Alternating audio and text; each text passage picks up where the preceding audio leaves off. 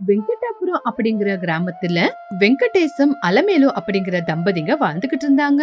அவங்களுக்கு ஒரே ஒரு பையன் அருண், மருமக அஞ்சலி. அலமேலு அம்மாவுக்கு பழைய காலத்து பொருளுங்க, பழைய காலத்து பழக்கம்னா ரொம்ப பிடிக்கும். யாரோட வம்புக்கும் போக மாட்டாங்க, தாங்கிட்ட யாரான வம்புக்கு வந்த விட மாட்டாங்க. இன்னும் அஞ்சலி ரொம்ப புத்திசாலி பொண்ணு மட்டும் இல்லாம ரொம்ப நல்லா படிச்ச பொண்ணு. மகனான அருண் அஞ்சலி இஷ்டப்பட்டதுனால அலமேலம்மா பலவந்தமா ஒத்துக்கிட்டாங்க. அந்த பொண்ண பிடிக்காதனால இல்ல, ஆனா பழைய காலத்து பழக்க வழக்கங்க தெரிஞ்சிருக்கிற பொண்ண மருமகளா ஏத்துக்கணும் அப்படிங்கிற ஒரே ஒரு காரணத்தினால. ஆனா அஞ்சலி மாமியாரோட அன்பை ஜெயிக்கிறாளா இல்லையான்னு பாக்கலாம். ஒரு நாள் அலமேலம்மா பூஜை பண்ணிக்கிட்டு, கடவுளே, எனக்கு பிடிச்ச மருமகளை இந்த வீட்டு மருமகளா கொண்டு வரல, எனக்கு இந்த படிச்ச மருமக பிடிக்கல, ஆனா என் பையன் ஆசைப்பட்ட ஒரே ஒரு காரணத்தினால இந்த கல்யாணத்துக்கு ஒத்துக்கிட்டேன். தயவு செஞ்சு இந்த பொண்ணால இந்த வீட்டுல எந்த பிரச்சனை வராத மாதிரி பாத்துக்குங்க. என்னடி அலமேலு, சாமி கிட்ட வேண்ட கோரிக்கை இதுதானா? என்ன வேற என்ன செய்ய சொல்றீங்க? நீங்களும் என் பையனும் சேர்ந்து என் பேச்ச கேட்காம அந்த பொண்ணை இந்த வீட்டு மருமகளா கூட்டிட்டு வந்துட்டீங்க. அலமேலு, அந்த பொண்ணை பார்த்தா ரொம்ப தங்கமான பொண்ணு மாதிரி தெரியுது. அது மட்டும் இல்லாம நம்ம பையனோட இஷ்டத்துக்கு நம்ம வேண்டான்னு சொன்னா அது நல்லதா வருமா? அஞ்சலி அப்படின்னா எனக்கு பிடிக்காம ஒண்ணு இல்லங்க, படிச்ச பசங்க எப்படி நடந்துக்குவாங்களோ அப்படிங்கிற பயந்தாங்க. எல்லாரும் அப்படியே இருப்பாங்கன்னு எப்படி சொல்ற அலமேலு? அதுக்குள்ள அருண் அஞ்சலி அங்க வந்தாங்க.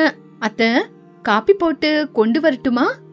அஞ்சலி கேட்ட கேள்விக்கே அலமேலம்மா பதில் சொல்லல.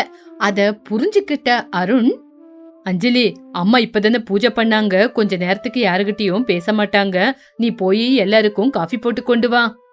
அஞ்சலி காஃபி போட்டுக்கிட்டு வர கிச்சனுக்கு போன உடனே, என்னம்மா இது, அஞ்சலி பேசினா நீங்க பேச மாட்டேங்கிறீங்க, நீங்க அவகிட்ட பேசலன்னா அவளை பிடிக்கல அப்படின்னு கஷ்டப்படுவா.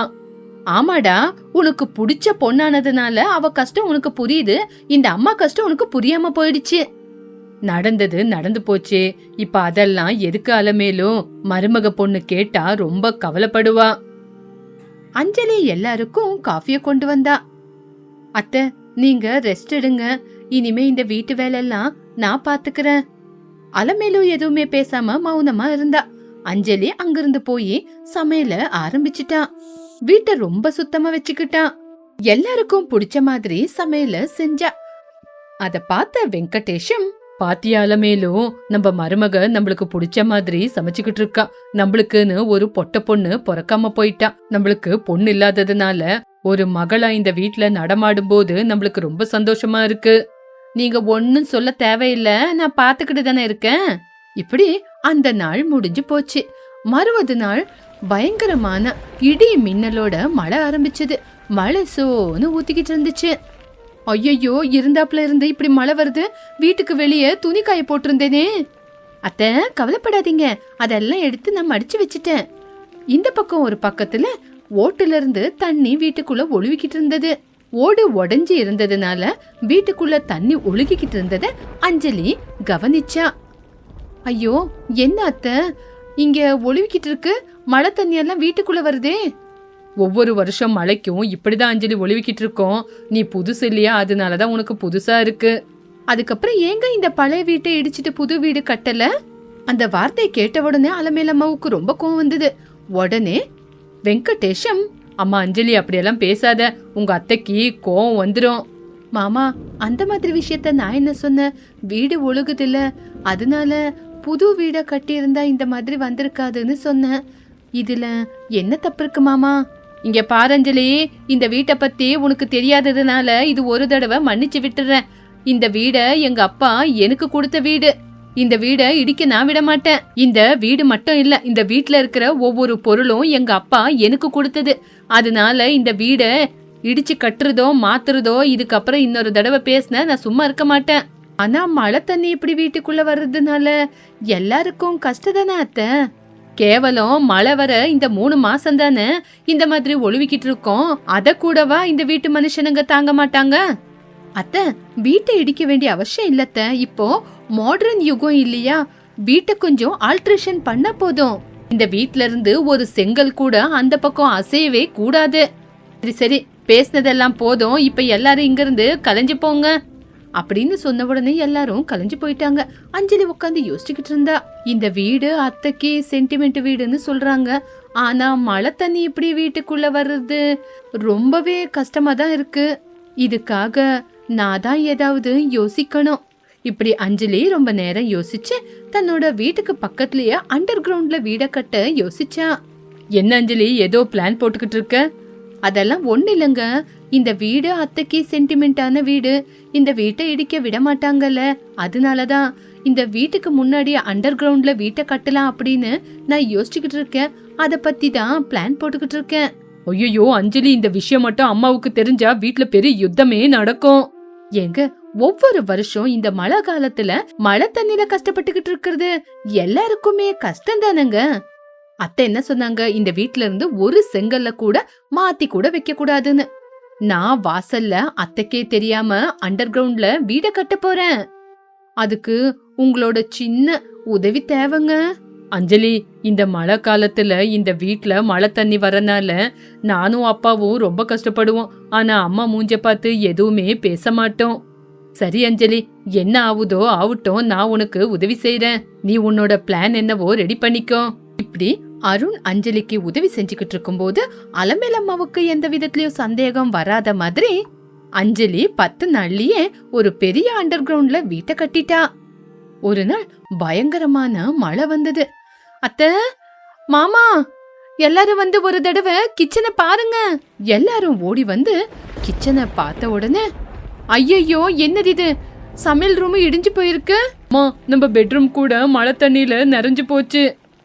ஐயோ கடவுளே, இதுக்கேத்த மாதிரி இடி மின்னலோட மழையும் அதிகமாயி மழை கொட்டுன்னு கொட்டிக்கிட்டு இருக்கே.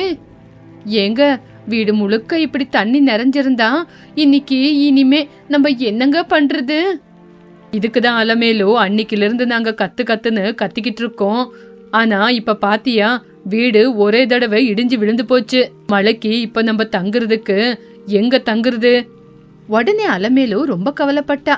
அத பார்த்த அஞ்சலி, பரவாயில்ல மாமா, நீங்க யாருமே கவலைப்படாதீங்க. பாத்தீங்களா, இதுக்குதான் இந்த படிச்ச மருமகளை வீட்டுக்கு கூட்டிட்டு வர வேண்டான்னு சொன்னேன். வீடே இடிஞ்சு போய் எல்லாரும் தலைமையில கை வச்சுக்கிட்டு உக்காந்தா ஒன்னும் பரவாயில்ல, கவலைப்படாதீங்கன்னு சொல்றா. ஐயோ அத்தை, அப்படி இல்ல, நீங்க எல்லாருமே ஒரு தடவை என் கூட வாங்க. மழை வந்துகிட்டு இருந்தா என் பின்னாடி வாங்கன்னு கூப்பிடுறியே, எங்கக்கிதே கூப்பிடுற? அம்மா, ஒரு தடவை அஞ்சலியோட வார்த்தையை கேட்டு அவ பின்னாடி நம்ம போலாம் வாங்க. உடனே அஞ்சலி மாமனார் மாமியார் புருஷனை அவ கட்டி இருக்கிற அண்டர் கிரவுண்ட் வீட்டுக்குள்ள கூட்டிட்டு போனா. அந்த வீட்டை பார்த்த உடனே மாமனார் மாமியார் ரொம்ப ஆச்சரியப்பட்டு நின்னாங்க. என்னம்மா இது, நம்ம வீட்டுக்கு கீழே இவ்ளோ பெரிய அண்டர் கிரவுண்ட்ல வீடு, இந்த மாதிரி ஒரு வீட இதுக்கு முன்னாடி நான் பார்க்கலையே. ஆமா, இங்க என்ன நடக்குது? இந்த அண்டர் கிரவுண்ட் வீடு எப்படி வந்துச்சு? அத்தை, இது அண்டர் கிரவுண்ட் வீடத்த, இத நான் தான் கட்டுனேன். இந்த வீட்டை முதல்ல பார்த்த உடனே இது எப்ப வேணாலும் விழுந்துரும்னு நான் தெரிஞ்சுக்கிட்டேன். முன்னெச்சரிக்கையா உங்க பையனோட உதவியால தான் நான் இந்த அண்டர் கிரவுண்ட் வீட்டை கட்டிட்டேன். என்ன, உங்க பின்னாடி வந்தேன்னு என் காதுலயே பூவை வைக்க பாக்குறீங்களா? வீட்டுக்கடியில அண்டர் கிரவுண்ட் வீடா? என்னது இது? ஆமாமா, உண்மையிலேயே அஞ்சலி தான் இந்த வீட்டை கட்டுனா. அவ என்ன படிச்சிருக்கா தெரியுமா? பொண்டாட்டிக்கு இந்த வீட்டுக்கும் என்னடா சம்பந்தம்? சம்பந்தம் இருக்கத்த, நான் ஒரு ஆர்கிடெக்ட். என்னது, ஆர்கிடெக்டா?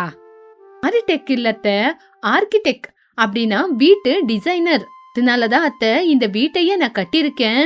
பாத்தியால மேலும் நம்ம மருமக பெரிய படிப்பெல்லாம் படிச்சிருக்கா. அஞ்சலி, வீடு ரொம்ப நல்லா இருக்குமா?